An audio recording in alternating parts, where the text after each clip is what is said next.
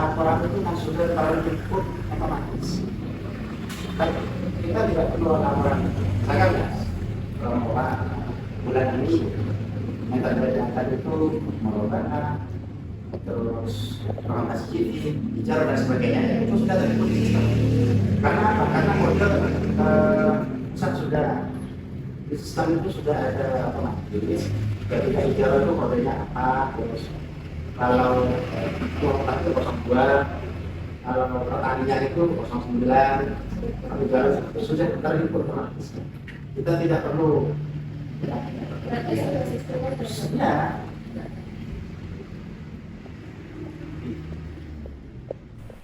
Assalamualaikum warahmatullahi wabarakatuh. Kami dari kelompok 4 dengan saya sendiri di Lapus Vita dengan NIM 220810102055 dan rekan saya Eka Dian Lestari dengan NIM 220810102016. Saya Erika Cahyani Ardila dengan NIM 220810102035. Di sini kami akan memaparkan hasil wawancara kami mengenai implementasi akad ijaroh pada BMT UGT Sidogiri cabang pembantu Arjasa guna melengkapi tugas akuntansi keuangan Islam. Profil BMT UGT Sidogiri. Sejarah berdirinya Koperasi BMT UGT Sidogiri, Usaha Gabungan Terpadu Sidogiri atau disingkat Koperasi BMT UGT Sidogiri, mulai beroperasi pada tanggal 5 Rabiul Awal 1421 Hijriah atau 6 Juni 2000 Masehi di Surabaya. Dan kemudian mendapatkan badan hukum koperasi dari Kanwil Dinas Koperasi KP dan M Provinsi Jawa Timur. Nah, BMT UGT Sidogiri ini didirikan oleh beberapa orang yang berada dalam satu kegiatan urusan guru tugas pondok pesantren Sidogiri GTPPS yang di dalamnya itu terdapat orang-orang yang berprofesi sebagai guru dan pimpinan madrasah, alumni Pondok Pesantren Sidogiri Pasuruan, dan para simpatisan yang menyebar di wilayah Jawa Timur. Nah, dalam BMT UGT Sidogiri Capam Arjasa merupakan lembaga keuangan yang berbasis syariah dan masih di bawah naungan pesantren Sidogiri, di mana visi dan misi utamanya adalah kemaslahatan umat dengan menciptakan sistem ekonomi yang berbasis syariah atau non-bunga. Nah, kemudahan yang ditawarkan oleh BMT UGT Sidogiri Capam Arjasa ini kepada masyarakat membuat semakin banyak diminati oleh masyarakat karena prosedur peminjaman yang mudah, angsuran yang tidak terlalu besar, dan tentunya tidak ada bunga. Akan tetapi, sebuah istilah yaitu bagi hasil. Selanjutnya yaitu implementasi akad ijaroh pada BMT UGT Sidogiri. Akad ijaroh ialah akad yang dilakukan oleh BMT dengan nasabah dengan memakai sistem sewa, diikuti dengan nasabah membayar upah sewa kepada BMT. Pelaksanaan pembiayaan akad ijaroh dilakukan oleh dua pihak antara pihak BMT UGT Sidogiri Capam Arjasa sebagai pihak pertama dan nasabah atau peminjam sebagai pihak kedua. Nah, pelaksanaannya ini dilakukan yang pertama, pihak kedua menyewakan objek sewa kepada pihak pertama dengan ujroh atau upah sewa yang ditentukan BMT dengan jangka waktu angsuran selama 12 bulan. Nah, selanjutnya, pihak nasabah memberikan hak objek sewa tersebut kepada BMT dengan diikuti adanya surat kepemilikan. Kemudian, pihak BMT memberikan uang kepada pihak nasabah. Maka, dengan ini proses akad telah berlangsung. Dengan demikian, secara prinsip, manfaat dari objek sewa ini sudah sah menjadi hak BMT selama 12 bulan. Selanjutnya ada 3 ketentuan-ketentuan pembiayaan ijaroh yang dilakukan oleh BMT Sidogiri cabang pembantu di Arjasa adalah sebagai berikut. Yang pertama, berdasarkan fatwa MUI, orang yang melakukan akad ijaroh harus cakap hukum dan balik.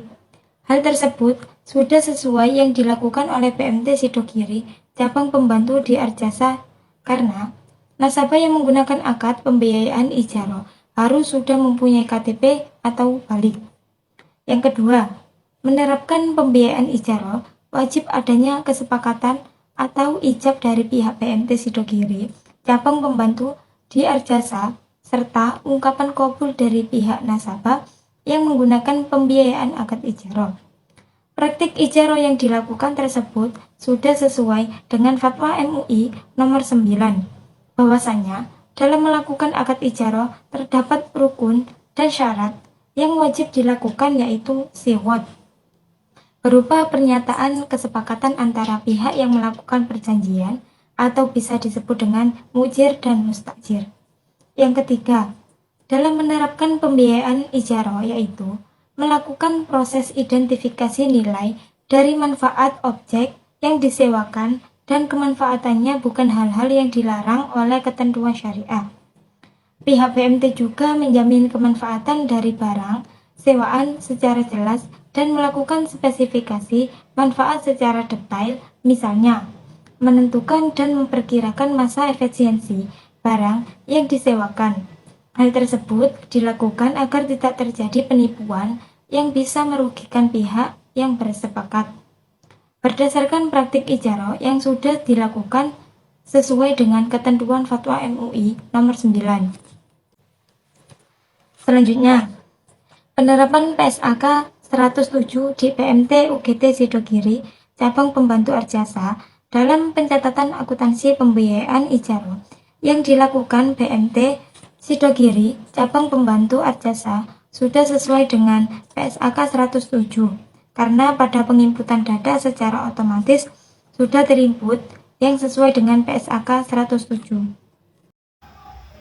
Pada pembiayaan akad ijaroh, ternyata juga terdapat masalah atau kendala yang dialami oleh BMT UGT Sidogiri Cabang Arjasa, yakni kendala yang terjadi pada bagian pembayaran angsuran, di mana nasabah yang melakukan pembayaran angsuran tidak tepat pada waktu yang ditentukan, dan karena tidak adanya jaminan yang diberikan oleh pihak nasabah juga menjadi salah satu masalah juga bagi BMT UGT Sidogiri Cabang Arjasa.